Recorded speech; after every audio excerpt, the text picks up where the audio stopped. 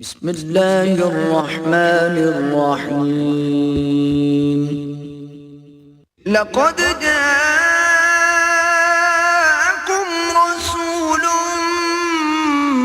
من أنفسكم عزيز عليه ما عنتم حريص عليكم بالمؤمنين رؤوف رحيم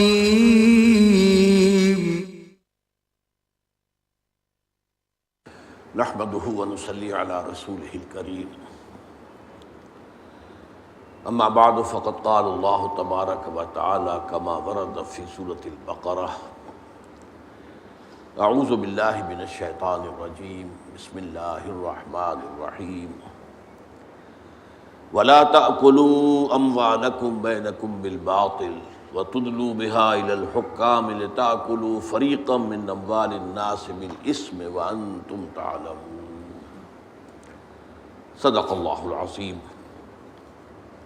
وعن أبي هريرة رضي الله تعالى عنه قال قال رسول الله صلى الله عليه وسلم إن الله طيب لا يقبل إلا طيبا وإن الله أمر المؤمنين بما أمر به المرسلين فقال يا أيها الرسل كلوا من الطيبات واعملوا صالحا وقال يا أيها الذين آمنوا كلوا من طيبات ما رزقناكم ثم ذكر الرجل يطيل السفر أشعث أغبر يمد يديه إلى السماء يا رب يا رب ومطعمه حرام ومشربه حرام وملبسه حرام وغذي بالحرام فأنى يستجاب لذلك رواہ الامام مسلم رحمہ اللہ رب اشرح لي صدری ويسر لي امری واحلل عقدۃ من لسانی یفقہوا قولی اللهم ربنا الہمنا رشدنا واعذنا من شرور انفسنا اللهم ارنا الحق حقا وارزقنا اتباعه وارنا الباطل باطلا وارزقنا اجتنابه اللهم اجعلنا من عبادك المتقین اللهم اجعلنا من عبادك المخلصین آمین یا رب العالمین۔ آج 40 نووی کی حدیث نمبر 10 میں نے آپ کو سنائی ہے۔ تقویٰ کا معیار کیا ہے؟ اب یہ لفظ ہمارے ہاں عام استعمال ہوتا ہے، فلاں شخص بڑا متقی ہے، بڑا پرہیزگار ہے۔ تقویٰ کا کوئی نہ کوئی تصور ہر شخص اپنے ذہن میں رکھتا ہے۔ عام طور پر صورت یہ ہے کہ ایک تو تقویٰ کو عبادات سے متعلق مانا جاتا ہے، نماز کتنی پابندی سے پڑھتا ہے، کیسے خشوع و خضوع سے پڑھتا ہے، اور روزہ جو ہے وہ کس طرح اہتمام سے رکھتا ہے، اللہ کی راہ میں کتنا کچھ خرچ کرتا ہے زکوٰۃ کے علاوہ، حج کتنے کرتا ہے، عمرے کتنے کرتا ہے۔ اب یہ تمام چیزیں گویا کہ ہمارے ہاں تقویٰ کا ایک پیمانہ ہے، یا پھر کچھ ظواہر ہے، لباس ہے، وضاقتہ ہے، لباس جو ہے وہ شریعت کے اصولوں کے مطابق ہو، زیادہ سے زیادہ اتباع رسول کا اس سے اظہار ہو سکے، وضاقتہ اپنی جو ہے شکل و صورت میں زیادہ سے زیادہ رسول کی سنت اور اتباع کے مطابق ہو، وغیرہ وغیرہ۔ یہ ساری چیزیں تو وہ ہیں جو ہمارے ذہنوں میں موجود ہیں، لیکن یہاں سورہ بقرہ کے 23ویں رکوع کے آخر میں وہ آیت آئی ہے وَلَا تَأْكُلُوا أَمْوَالَكُمْ بَيْنَكُمْ بِالْبَاطِلِ، اور دیکھو تم ایک دوسرے کے مال آپس میں باطل طریقے سے مت کھاؤ۔ کیا مراد ہے؟ دنیا میں ظاہر بات ہے ہم زندگی گزارتے ہیں، لین دین تو ہوتا ہے نا، آپ گئے، آپ نے کچھ پیسے دیے، کوئی چیز خریدی، اب بیچنے والے نے اگر دھوکہ دیا ہے تو جو پیسے آپ نے اسے دیے وہ اس کے لیے حرام ہو گئے۔ اگر اس نے اپنی اس شے کا نقص چھپایا ہے تو اس نے اپنے اوپر اس آمدنی کو حرام کر لیا۔ جیسے کہ حدیث میں آتا ہے کہ ایک منڈی کے اندر گندم کا ڈھیر لگا ہوا ہے، اب کچھ گندم تھی کہ جو سیلی ہو گئی تھی، گیلی تھی، اسے تو اس دکاندار نے نیچے کر دیا، اوپر خشک گندم، تاکہ آ کے آدمی دیکھے تو خشک گندم نظر آئے۔ فرمایا گیا کہ اس نے دھوکہ دیا ہے اور اس کی وجہ سے اس کی ساری کمائی حرام ہو گئی۔ تو معاملات کا جو سلسلہ ہے اصل میں تقویٰ کا لٹمس ٹیسٹ وہ ہے، ورنہ داڑھیوں کا طول ہو، لمبی داڑھی کتنی لمبی ہے، پانچا کتنا اونچا ہے، نصف ساق تک پہنچا ہوا، آدھی پنڈلی تک پہنچ گیا، اونچا ہوتا ہوتا، یہ تقویٰ کے معیار نہیں ہے۔ اس سے تو لوگ تو دھوکہ کھا سکتے ہیں، لوگ جو ہیں فریب میں آ سکتے ہیں، لوگ غلط تصور قائم کر سکتے ہیں، اللہ تعالیٰ کے ہاں ظاہر بات ہے کہ اللہ کو ہم دھوکہ نہیں دے سکتے۔ تو تقویٰ کا اصل معیار ہے عقل حلال۔ اگر رزق حلال نہیں ہے تو کوئی تقویٰ نہیں، نمازوں کے ڈھیر ہوں، نوافل کے انبار ہوں، کوئی تقویٰ نہیں۔ اگر جو کچھ کھا رہے ہو وہ حلال نہیں، اصلاً حلال ہو اور حلال طریقے سے حاصل کیا گیا۔ اب ایک شخص تو سور کھا رہا، سور کا گوشت کھا رہا ہے، آپ سب کہیں گے چھی چھی چھی چھی چھی، حرام کھا رہا ہے، حرام کھا رہا ہے۔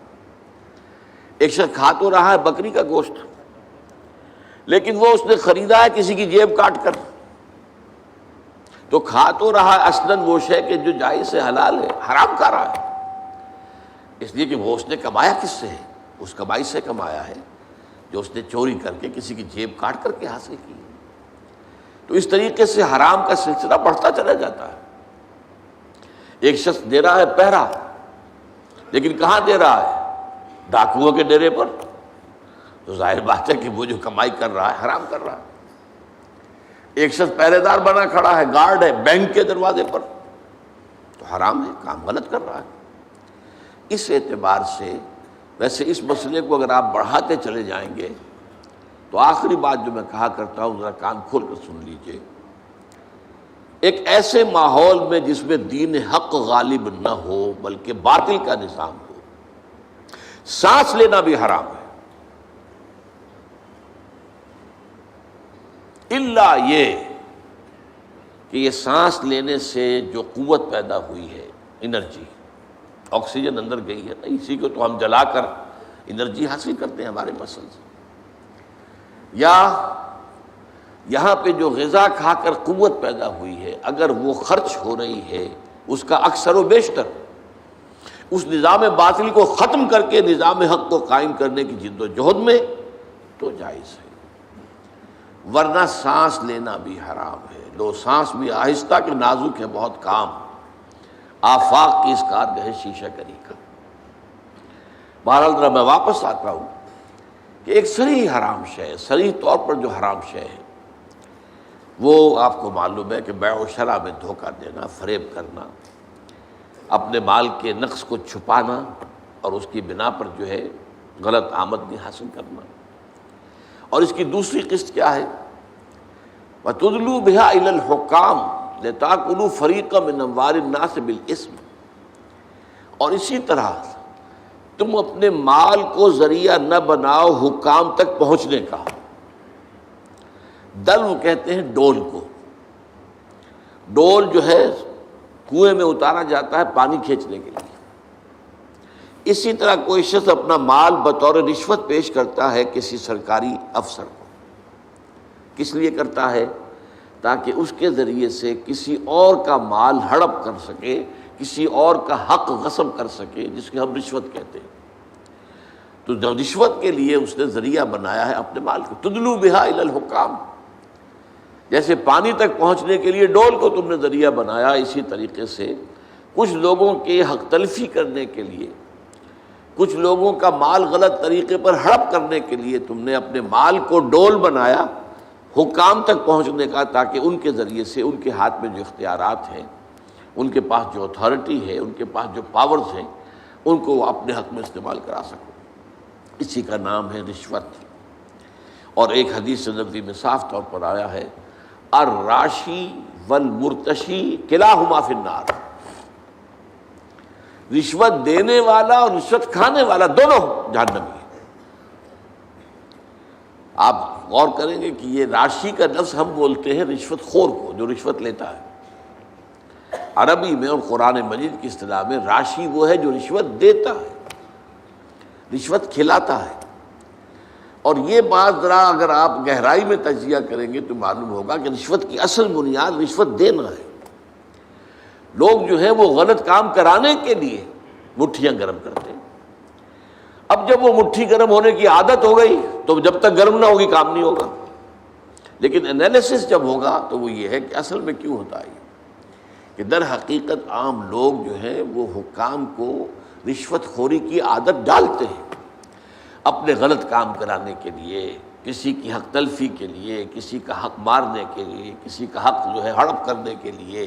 وہ در حقیقت اس مال کو ذریعہ بنا رہے ہیں حکام رسی کا، حکام تک پہنچنے کا، تاکہ اس کے ذریعے سے ان کے اختیارات کے ناجائز استعمال سے وہ کچھ نامدنی حاصل کر سکیں یا کچھ مفادات حاصل کر سکیں، یا جو سرکاری محصولات ہیں اس میں کمی کرا سکیں، انکم ٹیکس کی چوری کر سکیں، فلاں ٹیکس کی چوری کر سکیں، اور اس کے لیے رشوت دینا جو ہے در حقیقت، اور عام طور پر دیکھا گیا ہوگا، آپ نے کبھی تجربہ ہوگا کہ جب نوجوان افسر عام طور پر جا کر کسی جگہ چارج لیتے ہیں نئے نئے، تو ان میں کچھ اصول ہوتے ہیں، کچھ پڑھ کے آئے ہوتے ہیں تازہ تازہ، دیانتداری بھی کوئی شے ہے اور قوم کے ساتھ خلوص اور اخلاص بھی کوئی شے ہے، لیکن یہ کہ پھر وہاں اس مشین میں پڑھ کر، اس نظام میں پڑھ کر، ایک طرف تو جو خوراٹ قسم کے بیٹھے ہوتے ہیں وہاں پرانے اہلکار، وہ پٹی پڑھاتے ہیں، میاں کہاں تم کس غلط فہمی میں مبتلا ہو گئے ہو، یہاں تو ترقی کے راستے جو ہیں یہ بند ہو جائیں گے تم پر، تم آگے بڑھ نہیں سکو گے، تمہیں اپنے سے اوپر والے حکام کو جو ہے وہ جب تک راضی نہیں رکھو گے تو کیسے تمہاری جو ہے ترقیاں ہوں گی۔ اور دوسرا یہ کہ وہاں کے لوگ جو غلط کار ہیں، حرام خور ہیں، وہ خود آ کر انہیں ایسے ایسے طریقے استعمال کرتے ہیں کہ جس سے ان کو جو ہے چسکا پڑ جاتا ہے۔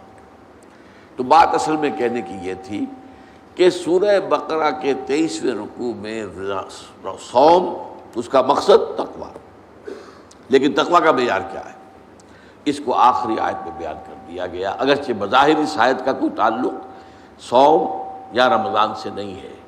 وَلَا تَأْكُلُوا أَمْوَالَكُمْ بَيْنَكُمْ بِالْبَاطِلِ وَتُدْلُوا بِهَا إِلَى الْحُكَّامِ لِتَأْكُلُوا فَرِيقًا مِّنْ أَمْوَالِ النَّاسِ بِالْإِثْمِ وَأَنْتُمْ تَعْلَمُونَ۔ اگر تم جان بوجھ کر یہ کرو گے تو ظاہر بات ہے کہ اللہ کے عذاب کے مستحق ہو جاؤ گے۔ ہاں کبھی غلط فہمی ہو سکتی ہے، جیسے میں نے کہا کوئی شخص غلط فہمی میں سور کا گوشت کھا رہا ہے، اس کو پتہ نہیں کہ یہ سور کا گوشت ہے، بلکہ اس سے تو کسی نے یہ دھوکہ دیا کہ نہیں بکری کا گوشت ہے اور وہ کھا رہا ہے، یا وہ مجرم تو نہیں ہوگا، وہ اصل میں سور نہیں کھا رہا ہے۔ تو غلط فہمی میں اور لا علمی میں اگر کوئی حرکت ہو جائے تو وہ بالکل اللہ تعالیٰ کے ہاں جو ہے کنڈون ہو جائے گی، معاف ہو جائے گی، لیکن انتم تعلمون، جانتے بوجھتے اگر یہ کام کرو گے تو پھر ظاہر بات ہے کہ پھر اللہ تعالیٰ کی طرف سے یوں جان لو کہ تقویٰ کی نفی ہو گئی تمہاری۔ اب آئیے اس حدیث کی طرف، یہ حدیث نمبر 10 ہے 40 نووی کے۔ اب یہاں عقل حلال کی جو اہمیت ہے اور اس کا جو مقام و مرتبہ ہے وہ بیان ہو رہا ہے۔ حضور نے فرمایا، حضرت ابو ہریرہ اس کے راوی ہے رضی اللہ تعالی عنہ، اور مسلم شریف کی روایت ہے، ان اللہ طیب لا يقبل الا طیبا۔ دیکھو اللہ پاک ہے اور وہ صرف پاک چیز قبول کرتا ہے۔ تم نے 20-30 ہزار روپے کا دمبا اللہ کی راہ میں جو ہے وہ عید کے روز قربان کر دیا، لیکن وہ حرام کی کمائی سے تھا، اللہ کیا اس کا کوئی مدد نہیں ہے۔ لن ینال اللہ لحومها ولا دماؤها ولکن ینالہ التقوی منکم۔ دیکھو ان قربانیوں کا نہ گوشت اللہ تک پہنچتا ہے نہ خون، ہاں پہنچنے والی چیز ہے اگر تقوی ہے تمہارے اندر، تقوی ہے، جائز آمدنی سے، جائز کمائی سے تم نے وہ جانور خریدا ہے، اللہ کی راہ میں اس کو ہدیہ کیا ہے، اللہ کی راہ میں ذبح کیا ہے، تو اس کے ایک ایک بال کے اوپر بھی اجر ہے۔ تو ہر چیز جو ہے اس کے لیے اللہ تعالیٰ کے ہاں وہ تمہاری میزان کے اندر، میزان عمل میں آئے گا۔ لیکن تقویٰ نہیں ہے، حرام کی کمائی سے کیا ہے تو اللہ کو قبول نہیں ہے۔ ان اللہ طیب ولا يقبل الا طیبا الا طیبا، اور وہ سوائے پاک کے، پاک چیز کے، حلال چیز کے اور کسی چیز کو قبول نہیں کرتا۔ یہی تو پہلا قتل جو ہوا تھا نوع انسانی میں، سورہ مائدہ میں اس کا ذکر ہے۔ حضرت آدم کے 2 بیٹوں نے قربانی پیش کی، قربا قربانن۔ یہ قربانی اصل میں کس سے لفظ سے بنا؟ قرب سے۔ اللہ کا تقرب حاصل کرنے کی، قربانی اصل میں قرب سے بنا ہے، تو اللہ کا تقرب حاصل کرنے کے لیے ایک شخص جو تھا ان میں سے، وہ چرواہا تھا ایک بھائی، اس نے لا کر کوئی بھیڑ یا مینا جو ہے وہ اللہ کی راہ میں قربان کیا، اور دوسرا جو تھا وہ کھیتی باڑی کرتا تھا، اس نے کچھ اپنی جو پیداوار ہے اس میں سے کچھ لا کر پیش کیا قربانی کے طور پر۔ اچھا، اس وقت کیا رواج تھا جو آج نہیں ہے، وہ ختم ہو چکا ہے، کہ کسی کی قربانی کی قبولیت کی علامت یہ ہوتی تھی کہ آسمان سے آگ اترتی تھی اور اس قربانی کو بھسم کر دیتی تھی۔ یہ علامت تھی اس بات کی کہ اللہ تعالیٰ نے اس قربانی کو قبول کر لیا۔ تو ایک کی قربانی جو ہے، حابیل کی قربانی اللہ نے قبول کر لی، قابیل کی نہیں کی۔ اب قابیل کو شدید غصہ، طیش میں آ کر اس نے میں تمہیں قتل کر دوں گا، اب بھائی پر غصہ اتار رہا ہے۔ بھائی نے کہا بھائی جان، اللہ تعالیٰ جو ہے قربانی قبول نہیں کرتا مگر متقیوں سے، آپ اپنے گریبان میں جھانکے، آپ کی قربانی اللہ نے کیوں ریجیکٹ کی؟ لیکن نہیں، اس نے کہا میں قتل کروں گا۔ تو یہ حابیل کا مشہور واقعہ، کیونکہ اگر آپ ہاتھ اٹھائیں گے مجھ پر مجھے قتل کرنے کے لیے، میں اپنا ہاتھ نہیں اٹھاؤں گا کہ آپ کو قتل کروں، بلکہ میں تو یہ چاہوں گا کہ آپ مجھے اگر بغیر کسی جواز کے، بلا جواز اگر مجھے قتل کریں گے تو گویا کہ اپنے گناہوں کا بوجھ تو آپ کو اٹھانا ہی ہے، میرے گناہوں کا بوجھ بھی آپ اٹھا لیں گے، تو I stand to lose nothing, میرا تو کوئی نقصان نہیں ہے اس میں۔ بہرحال یہ پہلا قتل تھا کہ جو نوع انسانی میں ہوا ہے، اور اس میں بات کی تقویٰ۔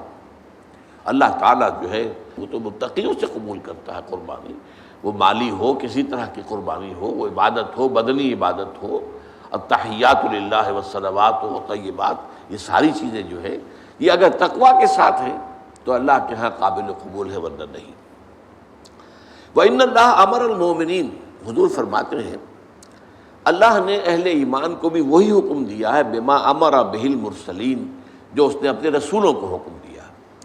اب یہاں دیکھیے کہ حضور سورہ مومنون کی ایک آیت کوٹ کر رہے ہیں، سورہ مومنین کی آیت نمبر 51 ہے، یا ایھا الرسل کلوا من الطیبات واعملوا صالحا، اے میرے رسولو پاکیزہ چیزیں کھاؤ اور عمل نیک کرو۔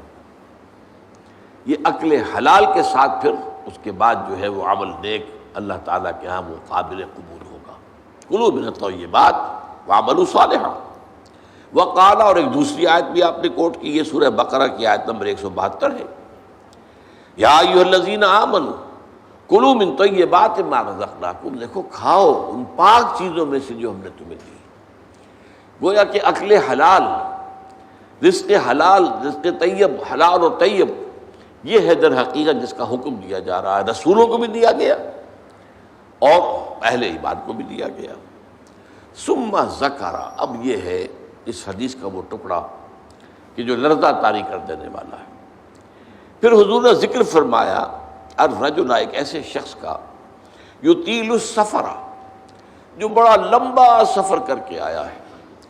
حدیث میں صراحت نہیں ہے لیکن گمان یہ ہے کہ یہ حج کا سفر ہے۔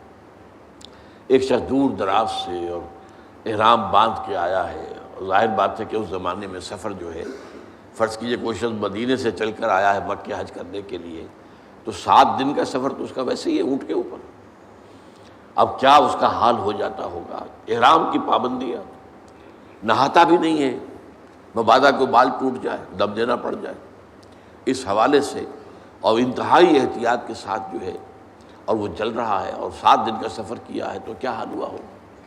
کپڑے میلے بوسیدہ، احرام میلا اور بوسیدہ ہو گیا ہوگا، بالوں کے اندر جو ہے وہ پراگندہ ہوں گے بال، اب اس کے اندر جو ہے وہ چونکہ کوئی نہ کوئی تیل ڈالا گیا، نہ خوشبو ڈالی گئی، نہ اسے انہیں جو ہے دھویا گیا، تو فرمایا ثم ذکر الرجل یطیل السفر اشعث اغبر، بال پراگندہ بھی ہے اور غبار آلود بھی ہے، اونٹوں پر سفر کیا ہے۔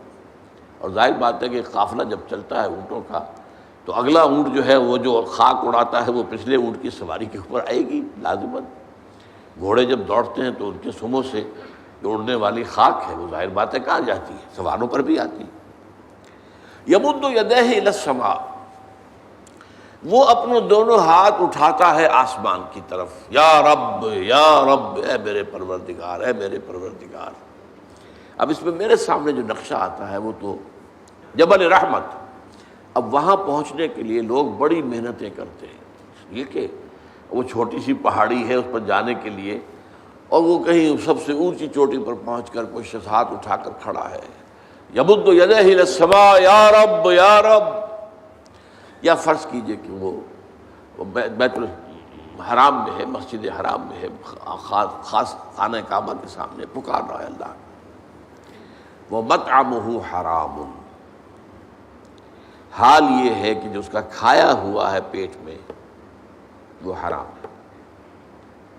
وَمَشْرَبُهُ حَرَامٌ، اور جو اس کا پیا ہوا ہے وہ بھی حرام ہے. وَمَلْبَسُهُ حَرَامٌ، اور جو اس کا لباس ہے، احرام، بہت قیمتی تولیوں کا وہ جو احرام ہے وہ بھی حرام کی کمائی سے آیا. وَغُذِيَ بِالْحَرَامِ، یہ سب سے آخری ٹکڑا سب سے اہم ہے. حرام کے ذریعے ہی غذا پائی ہے اس نے، اس کا تن و توش جو بنا ہوا ہے وہ حرام کی غذا سے بنا ہوا ہے. فَأَنَّىٰ يُسْتَجَابُ لِذَٰلِكَ، تو اس شخص کی دعا کیسے قبول ہے؟ قبولیت دعا کے اندر سب سے بڑی رکاوٹ عقل حرام. آپ دعا کرتے رہے اللہ سنے گا ہی نہیں. اَنَّىٰ يُسْتَجَابُ لِذَٰلِكَ، کہاں سے، کیسے، قبول کیسے ہو؟ وہ تو تم خود اپنی اس دعا کے راستے میں سب سے بڑی رکاوٹ ہو. تم اپنی آمدنی کا جائزہ لو، غور کرو، اس میں کمائی کے اندر کوئی حرام تو شامل نہیں ہے، کوئی ناجائز طریقہ تو شامل نہیں ہے، کوئی براہ راست سود کا عنصر تو نہیں ہے. بالواسطہ سود جو ہے وہ تو نہ میں بچا ہوا ہوں نہ آپ بچے ہوئے ہیں. پورا ہمارا معاشی نظام جو ہے وہ سود پر مبنی ہے. ایک گندم کا دانہ بھی ہم کھاتے ہیں تو اس میں سود ہے. اس کے لیے بیج خریدا گیا سودی قرضے پر، اس کے لیے فرٹیلائزرز خریدے گئے سودی قرضے پر، اس کے لیے پیسٹی سائڈز خریدے گئے سودی قرضے پر، ٹریکٹر خریدا گیا سودی قرضے پر. تو ایک ایک دانے میں سود ہے. وہ سود تو میرے اندر جا ہی رہا ہے، اس کے بغیر تو چارہ نہیں ہے. یا ہوا میں، جیسے کہ حضور نے فرمایا صلی اللہ علیہ وسلم کہ ایک زمانہ آئے گا کہ چاہے کوئی شخص سود کھائے گا نہیں، لیکن سود کا غبار یا دھواں، غبار یا دخان کا لفظ ہے دھواں، اس کے اندر ضرور جائے گا. فرض کیجئے کہ فضا کے اندر ڈسٹ سسپینشن ہو گئی ہے، گردہ ہے. اب ظاہر بات ہے سانس تو آپ کو لینا ہے، سانس تو لینا چھوڑ نہیں سکتے، آپ مر جائیں گے، کیسے ہوگا؟ سانس کے ساتھ غبار لازم بن جائے گا، اندر پھیپھڑوں میں جائے گا. کوئی آپ کو روکنے کا کوئی ذریعہ آپ کے پاس نہیں. یا کہیں جو ہے جو دھواں بھر گیا ہے، فرض کی جیسے آگ لگتی ہے بڑی اونچے ہوٹلوں کے اندر، 14ویں منزل کے اوپر جو ہے آگ لگی ہے، کمروں کے اندر دھواں بھر گیا، کہاں جائے لوگ؟ 14ویں منزل سے چھلانگ لگائیں تو ویسے ختم، ہڈیاں جو ہیں اس کا چورا ہو جائے گا. بہرحال جو بھی شکل جو بیتتی ہے، تو سانس تو لینے پر مجبور ہے، جب تک بھی سانس آئے تو دھواں اندر جائے گا. یہ دور وہ ہے کہ جس کی فضا میں سود موجود ہے، اور وہ فضا کے اندر جو سود ہے وہ ہم سانس لے رہے ہیں تو ہمارے اندر جا رہا ہے. اس پہلو سے بالواسطہ انڈائریکٹ سود سے تو آج کوئی بھی بچا ہوا نہیں. البتہ ڈائریکٹ سود جو ہے وہ تو ظاہر بات ہے کہ آپ کی مرضی سے ہے. آپ نے سودی قرضہ لیا ہے اپنا کاروبار بڑھانے کے لیے. بھائی جتنی پونجی تمہارے پاس ہے اس سے کاروبار کرو. اگر بہت تھوڑی پونجی ہے تو سر پر اٹھاؤ کوئی ٹوکری پھل کی اور بیچو. اگر اس سے زیادہ ہو جائے تو چلو کوئی ریڑھی لے لو، اس سے زیادہ ہو جائے کھوکا بنا لو، اس سے زیادہ ہو جائے دکان بنا لو، اس سے زیادہ ہو جائے ایکسپورٹ امپورٹ کرو. لیکن رہو اپنی چادر کے اندر جو تمہاری اپنی پونجی ہے. بینک سے قرض لے کر اپنا کاروبار پھیلانا یہ تو تمہارا اپنا انٹینشنل، تمہارے اپنے چوائس کا فیل ہے، اس پر تم پکڑے جاؤ. مکان ہے، بڑی عالیشان کوٹھی بنانی ہے، عالیشان محل بنانا ہے، قرض لیا. بھائی زندگی گزارنے کے لیے چھت میسر ہو سر کے اوپر، گزارا کے قابل جو ہے سکونت آپ کے پاس ہو تو بہت ہے. ہمیشہ تو نہیں رہنا تم یہاں. ایک وقت آئے گا کہ چاہے وہ محل ہو، چاہے وہ ڈیفنس کا جو بنگلہ ہو کئی کروڑ کا جو ہے، نکلنا تو پڑے گا، وہاں سے جانا تو پڑے گا قبر کے اندر۔ لہذا یہ اگر بینک کے سود سے آپ نے یہ کام کیا، یا جیسے کہ کہہ دیتے ہیں کہ ایک شخص کو گریچوٹی ملی ہے، وہ ریٹائرمنٹ کے بعد یہ ہوا ہے وہ ہوا ہے، اب اگر وہ کسی اور کو دیتا ہے کاروبار کے لیے تو لوگ کھا جاتے ہیں، اپنے گھر میں رکھتا ہے تو ختم ہو جائے گا، رفتہ رفتہ اس کی قیمت بھی کم ہو جائے گی، وہ کھائے گا تو ختم بھی ہو جائے گا، تو کیا کریں، یہ مجبوری ہے۔ لہذا بینک میں سود کے اوپر رکھ دیا، سود کھا رہے ہیں، ختم نہیں۔ تمہارے پاس ضمانت ہے کہ جب تک تمہارے پاس یہ رقم ختم جو ہے نہیں ہوتی اس سے پہلے پہلے تم مر جاؤ گے یا نہیں ہے؟ کھاؤ اس کو، یا اور کچھ نہیں کر سکتے، بڑا کاروبار نہیں کر سکتے، اپنے مکان کے باہر کی بیٹھک کے اندر کوئی چھوٹی سی دکان لگا کر بیٹھ جاؤ کریانے کی، صبح سے شام تک گزارے کے مطابق مل جائے گا، محنت کرو، ریٹائرمنٹ کے بعد بھی یہ کام تو کر سکتے، اور نہیں تو چیو جو کچھ بھی ہے تمہارے پاس جمع پونجی اسے کھاؤ، اس کے بعد اللہ پر توکل رکھو، رزق جو ہے اللہ کے ذمے ہے، کیا پتہ اس پیسے کے ختم ہونے سے پہلے ہی تمہاری موت آ جائے اور تمہیں جو ہے عقل حرام جو ہے اس کی طرف نہ جانا پڑے۔ لہذا یہ ساری باتیں جو ہے یہ بہانے ہیں۔ تو اس اعتبار سے سود سے بچنا، براہ راست سود کی کوئی شکل کسی حالت میں جائز نہیں۔ وہ آپ لاکھ مجبوری کا کیا کریں، بیوہ ہے، بیوہ کے پاس پیسے ہیں، وہ کیا کرے، کہاں لگا دے، کس کو دے دے، وہ سب کھا جائیں گے، یہ کریں گے وہ کریں گے، قطعاً کوئی عذر نہیں حرام کے لیے۔ ہاں آدمی کی جان پر بن گئی ہو، مر رہا ہو یا مر رہی ہو کوئی عورت، اور سوائے کسی حرام شے کے کھانے کے اور کچھ نہ ہو، تو اس حد تک صرف جان بچانے کے لیے حرام کھانے کی اجازت ہے۔ فمن اضطر غیر باغ ولا عاد، دو شرطوں کے ساتھ، اضطرار کی کیفیت ہو، انتہائی جو ہے مجبوری کا عالم ہو، غیر باغ ولا عاد، اس کی طرف خود کوئی دل میں تمنا نہ ہو، عارضی نہ ہو، یہ نہ ہو کہ خواہش بھی ہو حرام کھانے کی، اور یہ کہ جو کم سے کم مقدار ضروری ہے جان بچانے کی اس سے آگے بڑھے بھی نہیں۔ یہ دو شرطیں پوری کی ہوں تو حرام کھا کی اجازت ہے، اللہ تعالیٰ معاف فرما دے گا۔ لیکن عام حالت میں آپ اپنے کاروبار میں، اپنے پیشے میں، اپنے معاش میں اگر حرام کا کوئی عنصر مستقل طور پر اس کو قائم کر لیتے تو پھر ہمارے آج کی گفتگو کا حاصل کیا ہے؟ تقویٰ کی نگیشن ہو جائے گی، تقویٰ پھر نہیں ہے۔ پھر جیسا کہ روزے کے ضمن میں بھی وہ احادیث ہے، اب ایک شخص ہے روزے رکھ رہا ہے اور سودی کاروبار کر رہا ہے، تو یہ روزہ ہے۔ حضور نے فرمایا من لم یدع قول الزور والعمل به فلیس للہ حاجۃ ان یدع طعامہ وشرابہ، جس شخص نے جھوٹ بولنا نہیں چھوڑا اور جھوٹ پر عمل کرنا نہیں چھوڑا، اللہ کو کوئی ضرورت نہیں ہے کہ وہ اپنا کھانا پینا چھوڑ دے۔ یہ فاقہ کر رہا ہے، کھانا پینا چھوڑا، یہ روزہ تو نہیں ہے۔ عین روزے کی حالت میں رشوت لے رہے ہیں، عین روزے کی حالت میں جھوٹ بول رہے ہیں، عین روزے کی حالت میں لوگوں کو دھوکہ دے رہے ہیں۔ روزہ یہ روزہ نہیں ہے بھائی، یہ تو فاقہ ہے۔ اس لیے فرمایا کم من صائم لیس لہ من صومہ الا الجوع، کتنے ہی ہیں روزے رکھنے والے جنہیں اپنے روزے سے سوائے بھوک اور پیاس کے کچھ حاصل نہیں، کوئی اجر و ثواب ہے ہی نہیں۔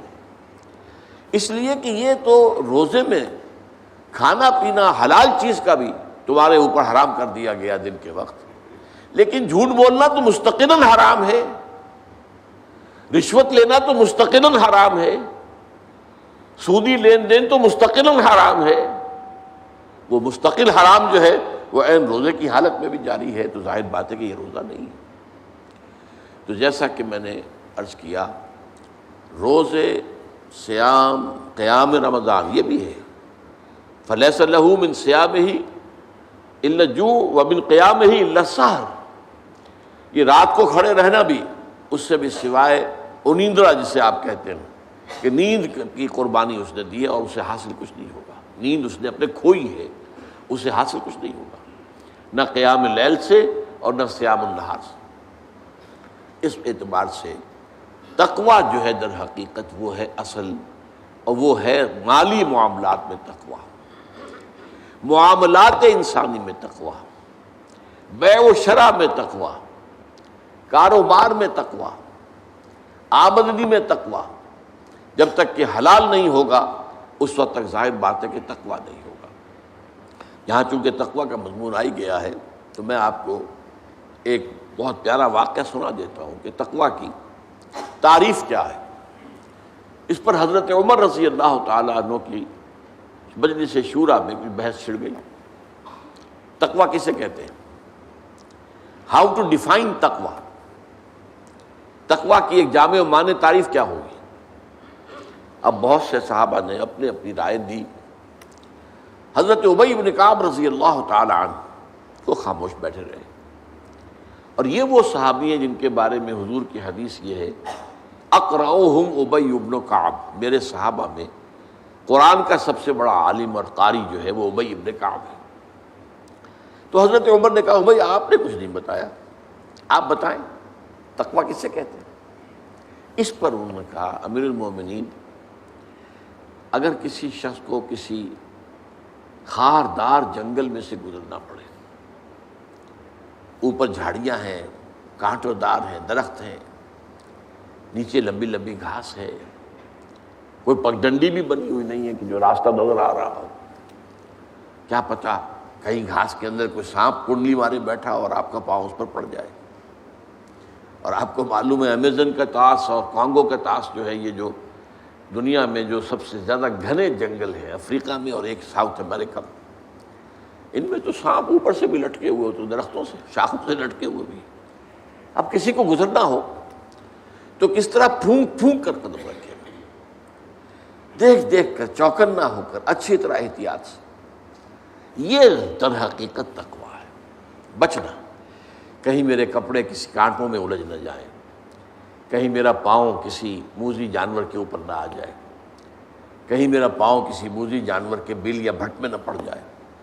اب اس طریقے سے پھونک پھونک کر، جس کو ہم کہتے ہیں محاورے میں پھونک پھونک کر قدم رکھنا اور پوری طرح چوکس اور چوکنے ہو کر راستہ طے کرنا، یہ تقویٰ ہے۔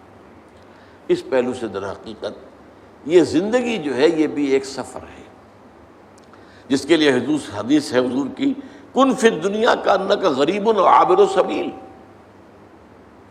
دنیا میں ایسے رہو جیسے کہ تم اجنبی ہو۔ یہ بہت قابل غور ہے معاملہ۔ اصل میں ہم دیکھتے ہیں عام لوگوں کی دلچسپیاں کیا ہیں، عام لوگ کدھر بھاگ رہے ہیں، کدھر دوڑ رہے ہیں، سب کو دنیا کی پڑی ہوئی ہے، بہتر سے بہتر مکان، عالیشان سے عالیشان محل، نئی سے نئی کار، اعلیٰ سے اعلیٰ کار۔ اس میں ایک آدمی جو ہے جو حق پر چلنے والا ہو اور جس نے اپنے آپ کو دین کے لیے وقف کر دیا، وہ اپنے آپ کو اجنبی پائے گا۔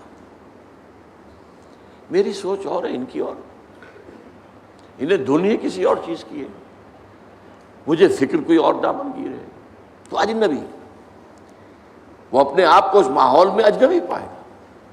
کن فی الدنیا کانک غریب او عابر سبیل، یہ ایسے رہو جیسے کہ راستہ گزرنے والا ہوتا ہے، اسے راستے سے کوئی پیار نہیں ہوتا، اصل میں تو منزل ہے جہاں پہنچنا ہے، اسے راستہ اس منزل تک پہنچانے کا ذریعہ ہے۔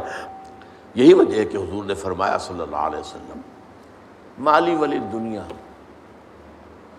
مجھے تمہاری دنیا سے کیا سروکار، انما مثلی کا راکب استظل تحت شجرۃ ثم راح فترکھا، میری مثال تو اس مسافر کی سی ہے، سوار جو تھوڑی دیر کے لیے رکتا ہے کسی درخت کے سائے میں سستانے کے لیے، تھوڑا سا آرام کرنے کے لیے، پھر وہ چھوڑتا ہے اس کو، اپنا راستہ لیتا ہے۔ یہ اس کا ٹھکانہ تو نہیں ہے، یہ اس کی منزل تو نہیں ہے، یہ اس کا گھر تو نہیں ہے، یہاں اسے رہنا تو نہیں ہے۔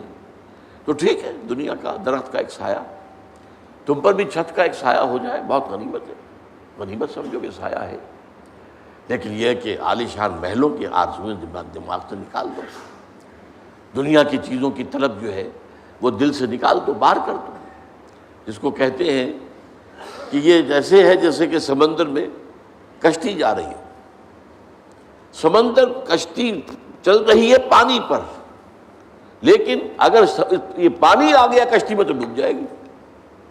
لہذا دنیا میں رہو یہ سمندر ہے جس میں تمہاری کشتی چلنی ہے، لیکن اس پانی کو دل میں مت آنے دو، اس کی محبت، اس کی آرزو، اس کی تمنا یہ دل میں نہ آئے۔ کن فی الدنیا کانک غریب عابر سبیل۔ اور اسی حوالے سے ایک اور حدیث حضور نے فرمایا، یہ ہماری پوری تاریخ کا ایک جو سمجھیے خلاصہ ہے، بدا الاسلام غریبا فسیعود کما بدا فطوبی للغرباء۔ اسلام کا جب آغاز ہوا ہے تو وہ غریب تھا، اجنبی تھا، کوئی اس کا پہچاننے والا تھا ہی نہیں۔ آپ سوچئے مکہ مکرمہ کے ابتدائی دنوں میں حضور کیا محسوس کرتے ہوں گے؟ کوئی ہے میرا جاننے والا، میرا پہچاننے والا؟ کوئی ہے؟ ظاہر بات ہے کہ بالکل اجنبی، اکیلے، تنہا، معدود چند ساتھی آئے ہیں۔ تو اسلام غریب تھا، بدا الاسلام غریبا۔ اس کے بعد ایک وقت آیا کہ اسلام کو اللہ نے طاقت دی، اذا جاء نصر اللہ والفتح ورأیت الناس يدخلون فی دین اللہ افواجا۔ جب اللہ تعالیٰ کی نصرت آ گئی اور فتح آ گئی، اور آپ نے دیکھا یا آپ دیکھیں، دو ترجمے ہو سکتے ہیں کہ لوگ جو ہیں جوق در جوق، فوج در فوج اللہ کے دین میں داخل ہو رہے ہیں، وہ وقت بھی آ گیا۔ تو اب اسلام غریب نہیں رہا، اب تو سب اسلام کے دوست بن گئے، اسلام کے چاہنے والے ہو گئے۔ اسلام جو ہے وہ طاقتور کے تو سبھی ساتھی ہیں، سبھی دوست ہیں، لیکن بس یعود کما بدا، ان قریب اسلام پھر اجنبی ہو جائے گا جیسا کہ وہ پہلے اجنبی تھا۔ یہاں سین آیا ہے، سیعود، سوفا نہیں۔ عربی میں جب سین آتا ہے فعل مضارع پر، آپ کو معلوم ہے فعل مضارع عربی میں مستقبل اور حال، حال اور مستقبل دونوں کو کور کرتا ہے۔ اگر مستقبل کے لیے خاص کرنا ہو تو سین یا سوفا لگائیں گے۔ سَيَقُولُ السُّفَهَاءُ مِنَ النَّاسِ مَا وَلَّاهُمْ عَنْ قِبْلَتِهِمُ الَّتِي كَانُوا عَلَيْهَا۔ ان قریب کہیں گے لوگوں میں سے یہ نادان لوگ کہ کس چیز نے انہیں پھیر دیا اس قبلے سے جس پر یہ تھے جب تحویل قبلہ کا حکم آیا۔ تو سین آتا ہے ان قریب کے لیے، سَيَعُودُ كَمَا بَدَا، ان قریب اسلام پھر غریب ہو جائے گا جیسا کہ پہلے غریب تھا۔